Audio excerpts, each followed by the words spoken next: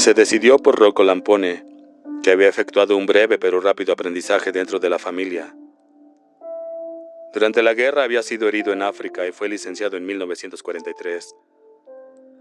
Debido a la escasez de hombres jóvenes, Clemenza lo había contratado, a pesar de que Lampone estaba parcialmente incapacitado, ya que incluso cojeaba al andar. Clemenza lo introdujo en el mercado negro de las ropas de vestir y entre los empleados gubernamentales encargados de los bonos de comida. Tiempo después, Lampone era el que lo controlaba todo. La cualidad que más valoraba Clemenza era su buen criterio.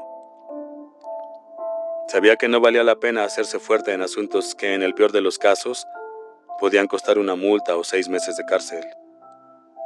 Cosas que en definitiva eran tonterías, si se tenían en cuenta los grandes beneficios que se obtenían. Tenía el sentido común de saber cuándo podía amenazar. En definitiva, era un hombre discreto. Exactamente lo que le interesaba a la familia. Clemenza se sintió satisfecho. Acababa de resolver un comprometido problema administrativo.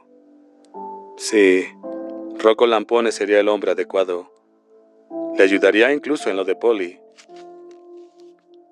Clemenza había decidido ocuparse personalmente del asunto. No solo para ayudar a un hombre nuevo e inexperto a recibir su bautismo de sangre, sino también porque quería saldar una cuenta pendiente. Polly había sido su protegido. Él le había ascendido, incluso por delante de gente más leal y capacitada. Polly no solo había traicionado a la familia, sino también a su padrone, Peter Clemenza. Esta falta de respeto tenía que ser castigada. Todos los detalles estaban ya arreglados. Polly Gatto había recibido instrucciones de pasar a recogerle a las 3 de la tarde con su propio automóvil. Clemenza tomó el teléfono y marcó el número de Rocco Lampone. No se dio a conocer, sino que se limitó a decir: «Ven a mi casa, tengo un trabajo para ti». Le gustó el hecho de que la voz de Lampone, a pesar de lo temprano de la hora, no denotara sorpresa ni sonara soñolienta. Se había limitado a decir que de acuerdo. Era un buen elemento. «No corras», añadió Clemenza. «Come tranquilamente antes de venir a verme. Eso sí, no llegues más tarde de las 2».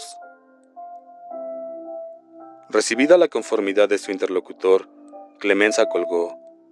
Ya había dado las órdenes oportunas para que sus hombres reemplazaran a los de Tessio en la Alameda, y así se había hecho.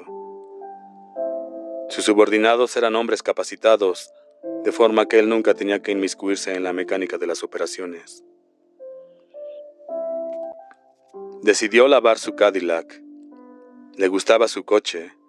Su marcha era tan suave y su interior tan cómodo, que a veces, cuando hacía buen tiempo, prefería estar sentado en su interior que en la sala de estar de su casa.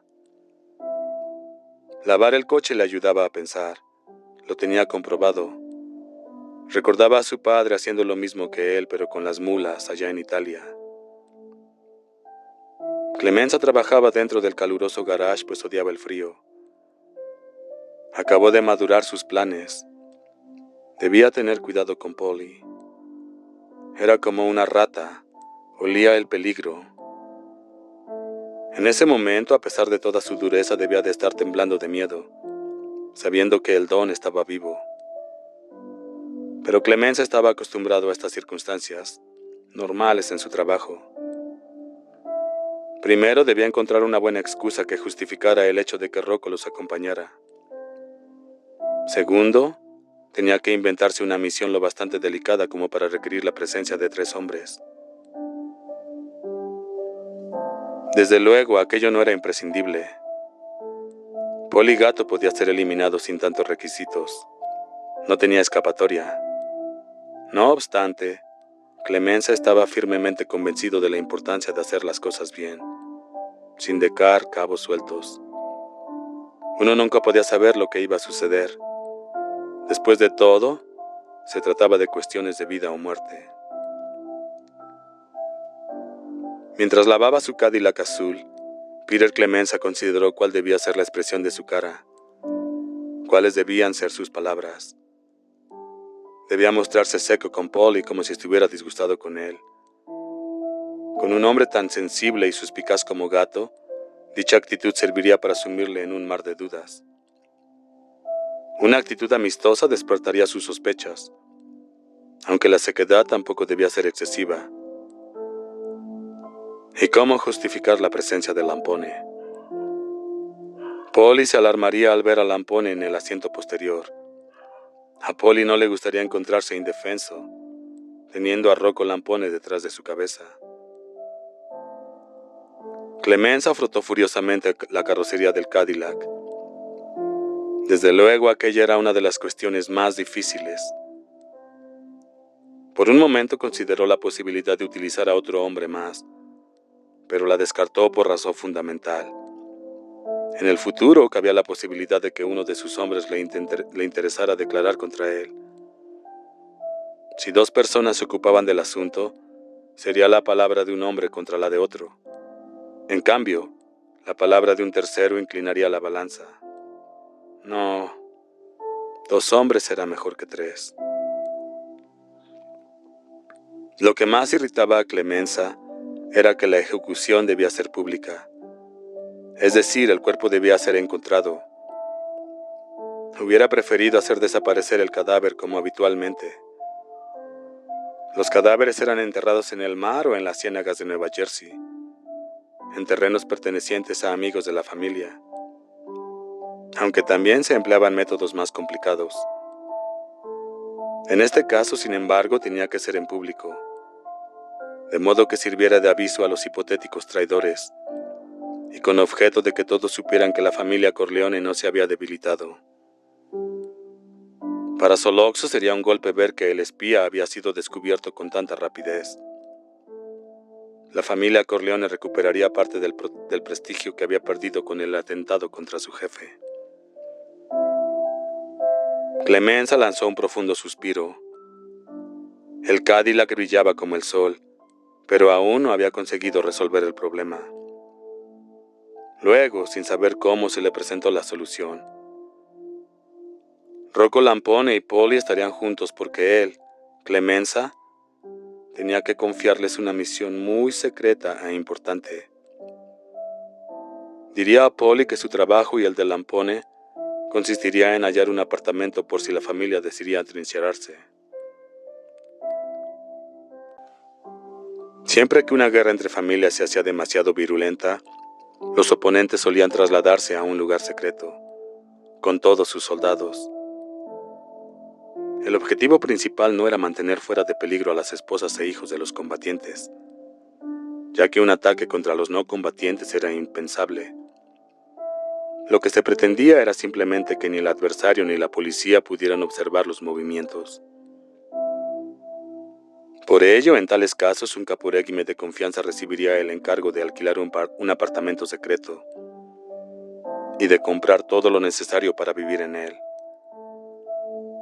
Así, cuando se iniciaba una ofensiva, los involucrados en ella se trasladaban al apartamento. ¿Qué tenía de extraño que el encargado hubiera sido confiado a Clemenza? ¿Qué tenía de extraño que el encargo hubiera sido confiado a Clemenza? Nada, como tampoco que éste se llevara con él a Gato y a Lampone, pues eran muchos los detalles a ultimar. Además, pensó Clemenza con una sonrisa, Polly Gato había demostrado ser ambicioso, y lo primero que pensaría sería cuánto le pagaría Soloxo por una información tan valiosa. Rocco Lampone llegó temprano. Clemenza le explicó lo que debía hacerse y cuál sería el papel de cada uno de los dos. La expresión de Lampone reflejaba la gratitud que sentía, y luego dio las gracias a Clemenza por la oportunidad que le brindaba. Clemenza estaba seguro de haber elegido bien. A partir de ahora se te proporcionará un medio de ganarte mejor la vida, le dijo, dándole una palmadita en la espalda. Pero de eso hablaremos más tarde. Comprenderás que ahora la familia tiene cosas más importantes en que pensar, cosas más importantes que hacer. Lampone hizo un gesto demostrativo, de que estaba bien dispuesto a tener paciencia, sabiendo que la recompensa no quedaría en meras palabras. Clemenza se acercó a una caja disimulada en la pared, la abrió y sacó un arma. «Usa esta», dijo entregándosela a Lampone. «No podrán averiguar quién es su propietario. Déjala en el coche con Polly. Cuando hayamos terminado este trabajo, quiero que te vayas de vacaciones, a Florida con tu familia. Emplea tu propio dinero. Cuando vuelvas te reembolsaré lo que hayas gastado. Descansa, toma el sol y alójate en el hotel que la familia posee en Miami Beach. Así podré localizarte si te necesito». La esposa de Clemenza llamó a la puerta de la habitación para decirles que Polly Gatto acababa de llegar. Estaba estacionado delante del garage. Clemenza y Lampone salieron y se acercaron al coche. Cuando Clemenza se sentó junto a Polly, emitió un malhumorado gruñido a guisa de saludo y miró su reloj de pulsera, como dando a entender a Polly que había llegado tarde. Gatto, el hombre de la cara de hurón, miró fijamente a Clemenza como si intentara adivinar el motivo de todo aquello. No pudo evitar un gesto de alarma cuando Lampone se sentó detrás de él. Rocco, siéntate en el otro lado», indicó Clemenza. «Eres tan alto que no me dejas ver el retrovisor». Obediente, Lampone se apartó sin hacer comentario alguno, como si la petición de Clemenza fuera la cosa más natural del mundo.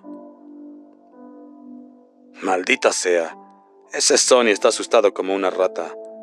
Ya está pensando en ir a las trincheras. Tenemos que buscar un lugar adecuado en el West Side», dijo Clemenza dirigiéndose a Gatto. «Tú y Rocco deben buscar el lugar y ocuparse de la compra de los muebles y provisiones. Estarán allí hasta que llegue el resto de los hombres. ¿Conocen algún sitio apropiado?» Como había esperado, los ojos de Gatto demostraron inmediatamente un ávido interés. Polly se había tragado el anzuelo, y el pensar en cuánto le pagaría Soloxo por la información, le privó de considerar el posible peligro. Además, Lampone estaba realizando su papel de maravilla. Se estremecía mirando a través de la ventanilla, como si nada de lo que los dos hombres hablaban le interesara lo más mínimo. Clemenza se felicitó una vez más por su elección.